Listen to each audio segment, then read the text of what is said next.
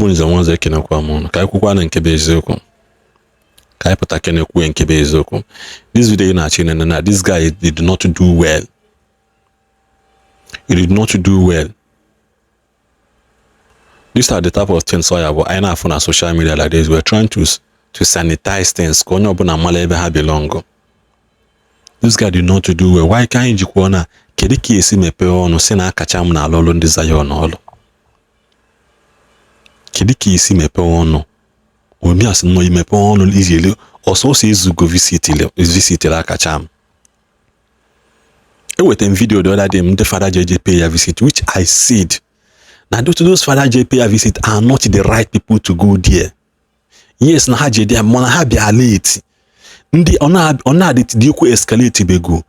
Let the people of Bishop Zeputem the mother that will represent the bishop into or sit boya meeting to Bishop Chapel or anywhere. Can you Bishop one-on-one or since Bishop their letter through him to people here because the Uku had that go length and all that go deeper than we expected. I said it.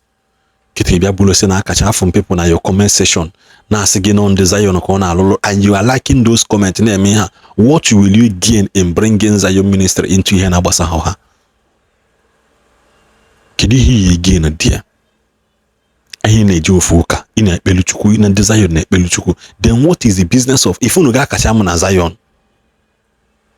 If you bury an Zion ministry, Obenu since I will be the match Akachaam, if you be me video, they clearly support for Ebukobi. He only said his displeasure to Mbaka, which I made video and countered him saying Mbaka does not want this because Mbaka was not talking to you.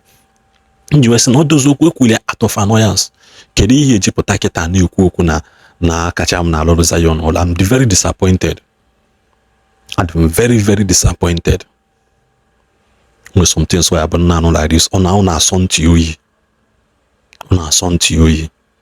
I'm so disappointed in this video. I've even go this thing all this while. I have never been much disappointed than this. And I wish Mbaka ya no heku. Komomaza no nyanwazinegi kwe. Kogwa ne ku yo. Whether are you acting alone or you are acting on behalf of Adoration Ministry? It is becoming too much. In this video beacon. This guy is in Afia Akachaam. If I you bando or say no seria, Kiricha Chirishu Yanaka, when you're frustrated. That guy the very wicked. Unyan will be for yazo.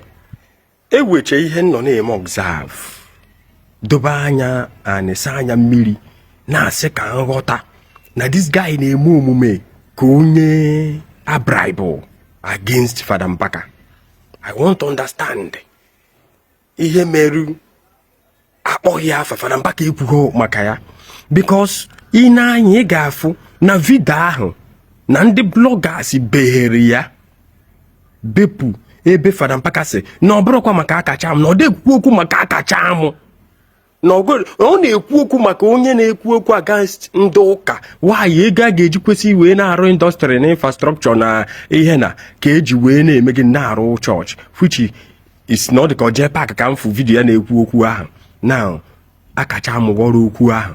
Father Mbaka repeated time with that number na ọbụrụkwa Akachaam ka ọ na-ekwu and that draws to my notice bikonu some of their adorers ekwensu kpọchiri obi ha.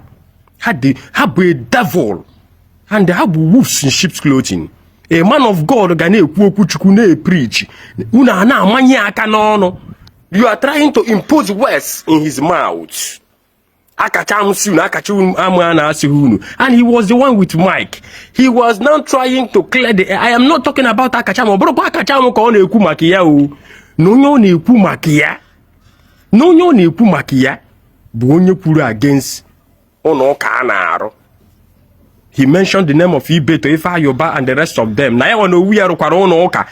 Does he not no way infrastructure, no way factory? Now for him, how many people employ? Una need man of God on no and he watch ya if that one erected no nonsense or the other. Why man of God have never spoken about Akachaam. Now, in this judgment, Even before Father Mbaka spoke on Sunday, I've been looking forward. Na gare na pages. Na watch ihe na-eme. Na watch attitude bloggers. Na fuke ndị na-evu this fake news, fake stories, this and that. We na afu na ndị a emekwenu ha ka ha si eme again. Bụ ndị nke nọ Lagos. Marụ ka esi agwụ ndị bloggers ụgwọ. Ịma na ihe ndị ahụ na-eme bụ ha fụ na onye follower part deviate wa. Ọ dịghị ka ha ga-agụgbawo ya ka ha use onye ahụ strategize ya opponent ha use onye ahụ strike ya. Mana ị ka na-agụgwa dịkwa gụwa bụ nwoke nọ na Lagos si na ị na-eme ekpere agwụ. Ị na-akwụ ndị bloggers ụgwọ, ị na-enye ha peanuts. Na Akachaam awọ blog overnight. Na ede ihe niile a chọrọ ka o wee accuse Father Mbaka wee palpe ya. Matthias na-amachagharị ka ya na stage ya. Ọ bụrụ ya na stage ya, Matthias just okpo. Mana ewe the history behind the scene ndị mmadụ anaghị afụ anya. Ewe history behind the scene ndị mmadụ anaghị afụ anya. Matthias na-amachagharị ka ga-asị gị ihe na-atọ Matthias ụtọ bụ mkparị ahụ Akachaam na-akparị owe si na ọ na-akparị Father Mbaka. Akachaam James Okorie akpọ gị afa mana esi na ọgụ ka akpọrọ afa. Kọba akụkọ si akụkọ Peter Obi ka isi wee na-agbasa Peter Obi wọ ka isi wee Chimaroke si wee a ga-eyife efe all those things niile. Inu watch ya video ahụ efu that na-ewe some people n'ebe ahụ he was just oke eko n'enu dịka ihe atụgbara egbe koro eko n'enu na-aka eri na-akọ nonsense. And after all said and done, what have they achieved? Now I saw Ezugo Global ka obi video ya jee na Akachaam video ya si maka ihe ọbụla mewenu that he likes to follow it up to the end. I was like si n'ezienu ndị wasị na Akachaam wee si ya na ọ ka vukwe Bible na oche na ya wa Akachaam na ya drop go Bible ya wa ka vu Bible ọchịba. Ị na-eze Zion esi na ibe Zionite ibe Zion blogger mana ụta ka ị na-amaghịgarị ọnụ. They are using you. When will you stop to be used? A na-use gị maka ebe use mmadụ using you. You are being used. So you want a future. Ọ dị ka ị na-eme ọfụma kịta, ọ dị ka ị na-eglita, ọ dị ka ihe ọma na-eme n'ebe ị nọ. Ihe ọma anaghị eme n'ebe ị nọ. Mana ebere m emerụ unu. Because if the man of God says that this person should apologize, assuming that he mentioned the name of Akachaam, that Akachaam should apologize. Who is Akachaam not to apologize? Oh, puamone, obro famu koko. Na nwoke na ibiara bụ n'ọnụ. Because you are not seeing the spiritual part of it. Une maybe chego ihe niile, and you people think that you people are handling it. Not under control. But time with her, small time keta. All this thing in maybe check it bido me wa jom me. Because because I had the man of God saying on Sunday, say, no kuka unu na akoja unu sinu na akacha. Oka no abie marriage we kwusi egbu ejima. Unu na-etukore oge nwaanyị dị ime ga-abụ ọmụ ejima, anaghị ejima gbuo, if possible egbuo ma nwaanyị. Onye juru zuo shiji enie ya na ndụ. Anje mụọ nwa ndị edo na-eme Cross River ha mụọ nwa echi ya na mmiri ose ha n'elu mmiri ma na ọ bụrụ nwa ha. All these things niile Christianity sọpedalụ ya mpụ na arụ a na-adị iche iche kwụsịnata. Now wee siwa going back to our roots. Unu akacha ndị ụka ji buru problem unu, Ejike Mbaka wee buru problem unu. My problem here is that I don't even know which one to follow.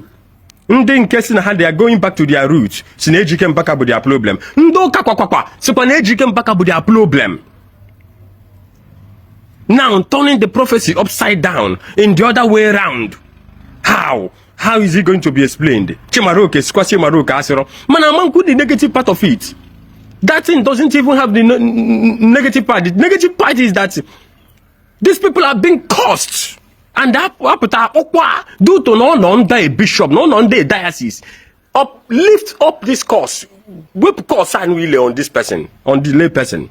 He will be given order. And for him to show his word, obedience, he will lift that curse. akọ akụkọ nke from good luck to bad luck. Buhari na the greatest thing bụ na Fada Mbaka si na Good Luck Jonathan ama win election. Good Luck Jonathan win election. Also kwa Nigeria niile tore vote that he will not be announced the winner. Ihe ahụ omeko na omero. Didn't Buhari been announced the president of Nigeria?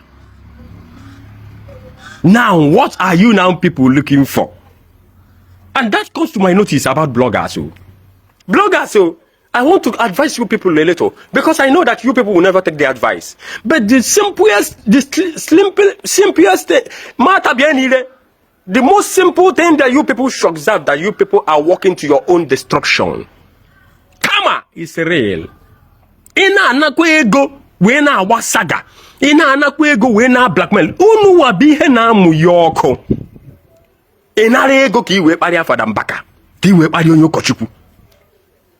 Una chena just a male something imecha ye na free echi emu nwa gị nwa ma isi mgbaka bịa na be gị isi mgbaka na dịvro bịa yesi na ịmara ihe na-eme. Inara ego ịnapụ ego wee megene kpariwa a man of God unu pụta bee video ebe ọ sị na ọ bụrụkwa Akachaam ka ọ na-ekwu na bepụ ebe ahụ wee tinye ebe ọ sị that the person kwuru okwu against church building of church should apologize.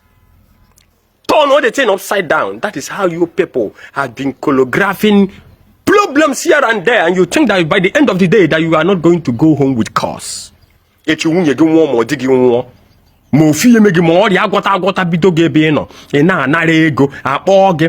Onye nke shino man of God no Lagos akpụọ gị sisi chọwarịa blogger kara aka blogger shiri ike a ga-enye ego jụọ ya ego na achọ ka akparịwarịa Fada Mbaka ịnara ego echi otie virginity program mewe virginity program ọ bụ virgin na amụ mana ọ bụrụ virgin n'obi ọ bụrụ virgin n'omume ọ bụrụ virgin Bible ọ na-ebu ọ na-ebi ya na-egbere m ọnụ ekwuo ihe ọzọ eme ihe ọzọ. If you people will not learn, you people will learn the hard way. But as I want to tell you that you people are collecting money to be cost, and your foundation and your family and generations will be cost. Continue this and see the result, that the result will be too dangerous and too terrible. Kedi get se pote na ego. Ki we traffic, ki we water view, ki we followers. A party woman of God, ki we demonetized. Ki we set up. And now saying that you will last. I want to ask us now, where is the future of these bloggers? Because you cannot go get any correct news online now. It's only but few might find me. Yes, but it's true. A man with any correct news rather than fake things, fake news, lies, turning the truth upside down. You bloggers get in just engagement, Hannah trouble. Can you hear go man of God? And don't fool be able to that nonsense. Ofonye no Lagos no were no na-eme ekpere we move. Oh ya bidoria nwa baby virgin. Oh ya bidoria. Eye bloggers ego. Ndị agụ na agụ ha akpariwa onye ụkọchukwu because I was like trying to since niile Fada Mbaka wọnụcha na Sunday ebe niile juo ya kacha mgbakpughe mụ nọ. Because I'm waiting for him. My kedu afa nke ọzọ Dianye Shaka ogene. Wicked people. Wicked set of people. Emuna me unu we lie unu ga file suit and others. Fada Mbaka na agbu unu nchankete. O si no ka na echekwe na enyo ije Akachaam ahụ. No mo bebe that anu mpama anu man shi abia because o maru amaka they call him about here. Obukwa na onye kwan. Fada Mbaka ye godo odaketa. Akachaam afukwa anyawo nge maru. Onye ka obukwan. Ọ na-akacha iyewa kacha ndụ ya kacha ezinụlọ ya buru abụm n'ọnụ wee na kagbuo destiny ji ọkparị ya na osowe ji ọkparị ya ọkpọ ntu ahụ onye iberibe mata ya asa efu bụ ewu mbosi nọ na go slow nwine up na-ekiri mata ya asị awakọ ọnụ na-ekiri mata ya asị na ebe stadion na-ekiri mata ya asị kirigide mata ya asị si na ọnshi na ahụrụ abụ mata ya asị Matayas abụkwana onye kwan. Matayas ngwuru anwụ arụshi ka mma arụshi ka ya dị ọcha. Dirty man na-ada ata ụtụtụ. onye nwụrụ anwụ na-aga ije somebody na-achọ onye ga-egbu ya. Fada Mbaka gwara anyị na Sunday na amazụkwa onye dị ndụ mgbere niile magba amakwa nke afọ na-arụ. Ụfọdụ bụkwa pampas n'ike agharị o. Ụfọdụ arụ adị ọkwa ha. Ụfọdụ na-aya tuberculosis. Ụfọdụ na-aya ọja na-egbu ha afọ ya. Dọkịta akọ na kitego were oyibo chọ ka ọ kpọta afọ ọya ọ kpọtawughị ya. So that is the place I found Matthias. If you like, you continue. If you're a blogger, you like, you continue. Time with time, you are going to pay. And when you pay in a hard way.